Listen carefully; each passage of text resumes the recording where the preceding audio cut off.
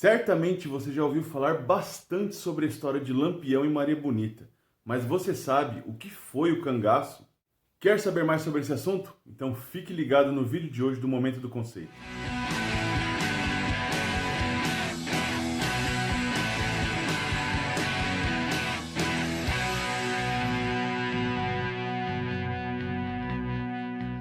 Fala pessoal, tudo bem? Eu sou o professor Bruno Tulux e hoje no Momento do Conceito nosso tema será cangaço, um assunto que é sempre muito lembrado pela cultura popular nordestina e que é alimentado por mitos e lendas, mas que foi um movimento social muito ligado ao fenômeno chamado de banditismo social.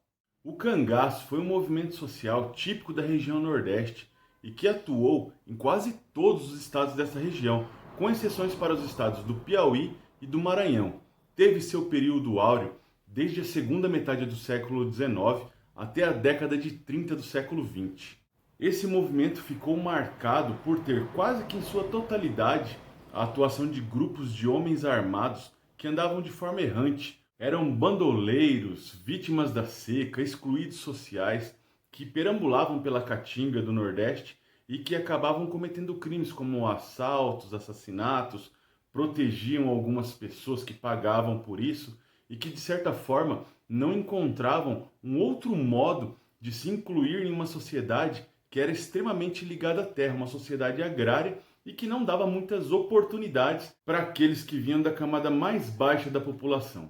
É interessante perceber que o apogeu do cangaço se deu justamente num momento muito importante para a política nacional, que foi a transição de império para a república. E nesse contexto, é claro que existe uma explicação para que esse movimento tenha ganhado ainda mais força. Nesse momento político, as projeções do coronelismo se tornaram ainda mais evidentes justamente nessa região, que além de ser castigada pela seca, fez com que em uma escala local, ou pelo menos regional, esse poder dos grandes coronéis se tornasse cada vez mais forte, diminuindo ainda mais as possibilidades de êxito social ou de enriquecimento, ou de ter uma vida confortável da população que não contava com nenhum recurso além do próprio trabalho para sobreviver. E as atuações desses grupos armados se tornavam cada vez mais frequentes com a difusão dos jornais, com uma certa urbanização da região Nordeste, e as cidades e vilas ficavam infestadas de notícias sobre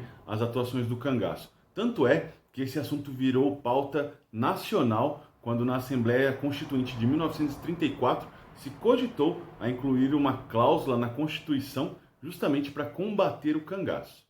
De fato, a República Velha foi um ambiente muito fértil para que esses movimentos sociais, esses movimentos populares, tivessem florescimento no Brasil, tanto no Nordeste, quanto no Norte, quanto no Centro-Oeste, e alimentassem essa forma de banditismo social. E essas organizações sociais dos menos favorecidos foram resultantes de um processo de disputa do poder local, alavancado evidentemente pelo coronelismo, e essas desigualdades sociais e fundiárias acabaram colaborando para o desenvolvimento do cangaço e de outras formas de banditismo social. Lembrando que durante a República Velha o Brasil ainda era um país agrário, com um sensível processo de urbanização, mas que grande parte da população vivia no campo, à mercê do Estado e sob o domínio dos coronéis.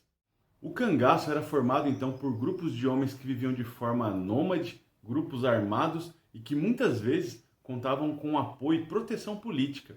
E esses políticos que protegiam os cangaceiros muitas vezes pagavam para que eles fizessem roubos, assaltos, causassem desordem, justamente para que o coronel pudesse mostrar o seu poder e reverter a situação contra o cangaceiro. Mas você deve estar se perguntando, em meio a tantos homens, onde é que Maria Bonita entra nessa história? Virgulino Ferreira da Silva nasceu em 1900 no município de Serra Talhada, no estado do Pernambuco. Entrou para o cangaço em 1917 e acabou se tornando um dos líderes de maior prestígio e maior poder nesse movimento social. O apelido Lampião veio do próprio Virgulino, que entendia que a velocidade com que ele disparava tiros de sua espingarda e as labaredas que saíam a cada disparo deixavam seu rosto constantemente iluminado, parecendo que ele estava com um lampião dando tiro. Daí surgiu o apelido Lampião. Outro apelido que Virgulino teve também, esse já não foi batizado por ele mesmo, era de Rei do Cangaço devido à sua atuação no seu grupo de cangaceiros. No entanto, mesmo em um ambiente hostil, repleto de violência e agressividade, o Rei do Cangaço acabou se apaixonando por Maria Gomes de Oliveira, a Maria Bonita.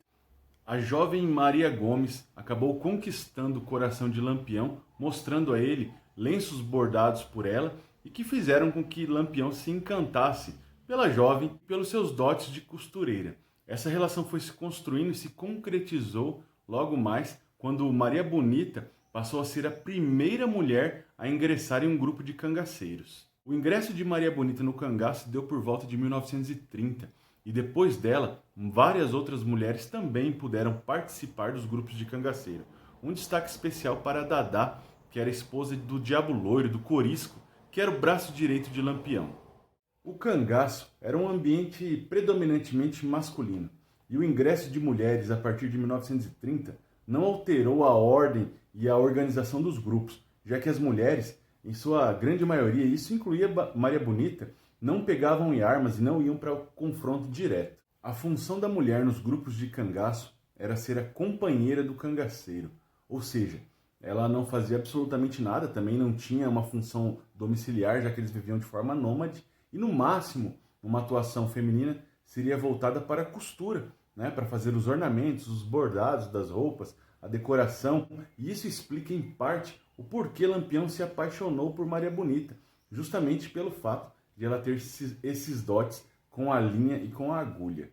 Outro ponto que merece ser explicado é a relação de devoção e respeito que o cangaceiro tinha com a igreja e com a religiosidade. Quem já leu ou assistiu a obra O Alto da Compadecida do paraibano Ariano Suassuna vai se lembrar justamente da parte final, onde o cangaceiro Severino de Aracaju entra na igreja e dá momentos finais à obra.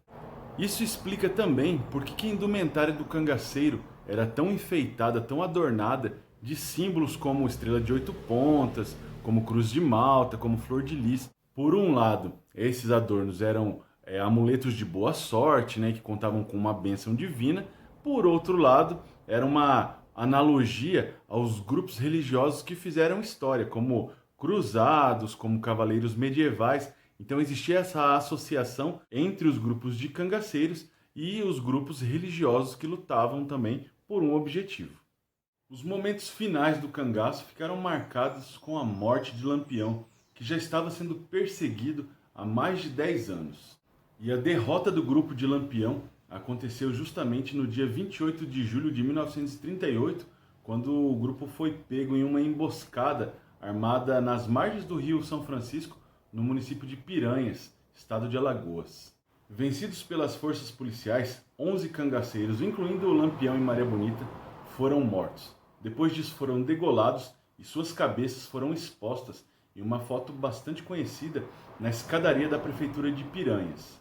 Vale lembrar que a caçada ao grupo de Lampião aconteceu no momento em que a história política do Brasil vivia o governo de Getúlio Vargas, especialmente do Estado Novo, que foi um governo marcado por censura e perseguição aos seus opositores. Então a vitória das forças policiais encomendadas por Getúlio Vargas demonstravam mais uma vez a força do Estado, a força que esse presidente contava em combater os seus inimigos e também todos aqueles que ousavam discordar de qualquer ordem governamental. Outro detalhe sobre esse evento macabro é que as cabeças dos cangaceiros de Lampião, Maria Bonita e os outros 9 mortos ficaram guardadas no Instituto Nina Rodrigues, na Bahia, entre 1938 até o ano de 1969, quando as devidas cabeças foram entregues aos seus familiares.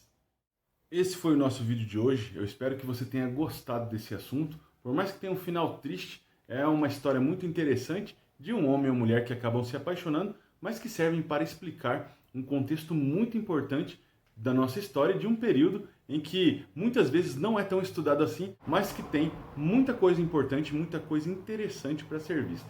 Então, se você gostou desse vídeo, compartilha com alguém, deixa um comentário, recomenda para um amigo, enfim, é muito importante que você faça essa reflexão e que tenha uma visão mais completa, mais complexa e mais abrangente da história. Beleza? Então, se você ficou até aqui, agradeço mais uma vez e na semana que vem voltaremos com um novo vídeo do Momento do Conceito. Beleza? Valeu, pessoal. Tchau, tchau.